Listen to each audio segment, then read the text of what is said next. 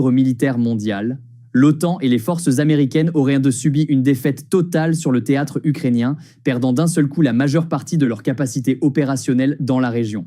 Ce scénario inimaginable jusqu'ici s'est concrétisé à la suite d'une série d'attaques coordonnées qui ont ciblé simultanément les infrastructures militaires, les dépôts stratégiques et les forces déployées.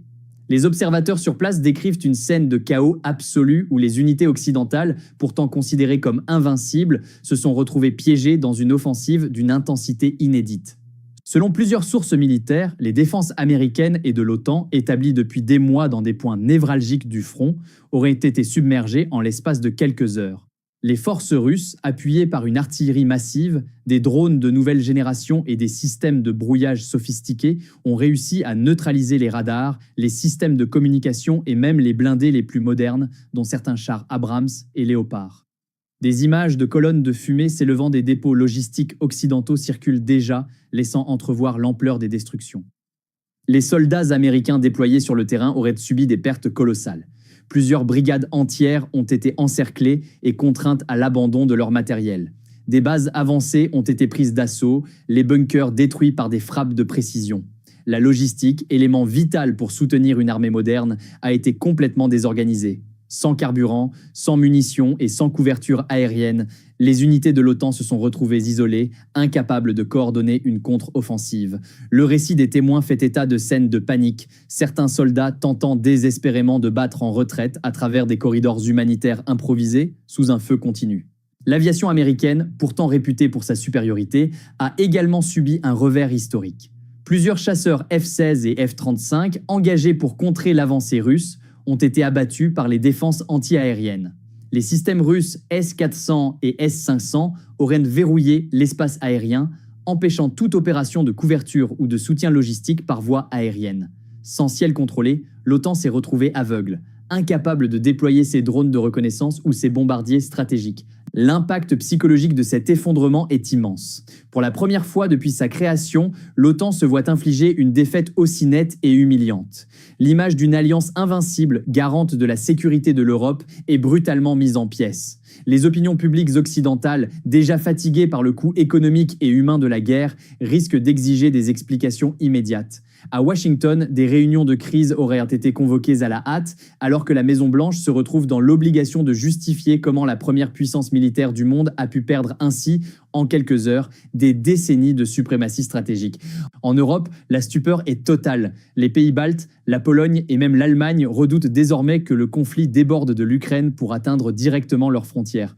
La perspective d'une défense collective crédible s'effondre, alors que les populations découvrent avec horreur que même l'armée américaine n'a pas été capable de tenir tête aux nouvelles stratégies russes. La panique gagne les marchés financiers, les devises s'effondrent et l'idée d'une Europe sans protection militaire solide s'installe comme un cauchemar collectif. À Moscou, en revanche, le discours triomphaliste domine. Les autorités russes présentent cette victoire comme la preuve irréfutable de la supériorité de leurs forces armées et de leur technologie militaire. La presse d'État russe parle déjà d'un tournant historique, d'une revanche sur des décennies d'humiliation et de sanctions. Le Kremlin affirme que cette opération n'avait d'autre but que de garantir sa sécurité et d'imposer une nouvelle réalité géopolitique où la Russie dicte ses conditions. Le sort des troupes capturées reste incertain. Des centaines de soldats occidentaux seraient tombés aux mains des forces russes. Leur avenir, entre prisonniers de guerre ou monnaie d'échange diplomatique, devient un sujet brûlant qui risque de peser lourd dans les négociations à venir.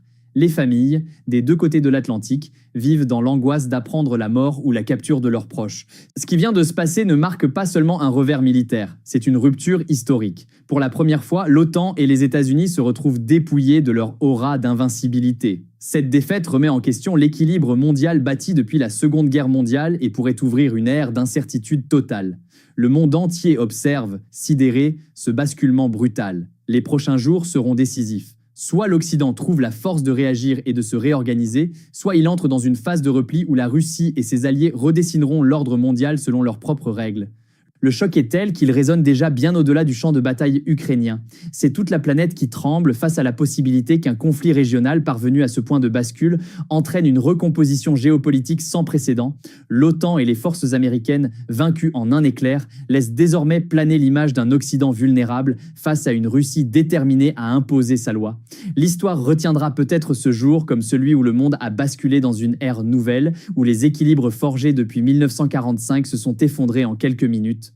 Le séisme provoqué par cette défaite annoncée de l'OTAN et des forces américaines ne se limite pas au champ de bataille ukrainien.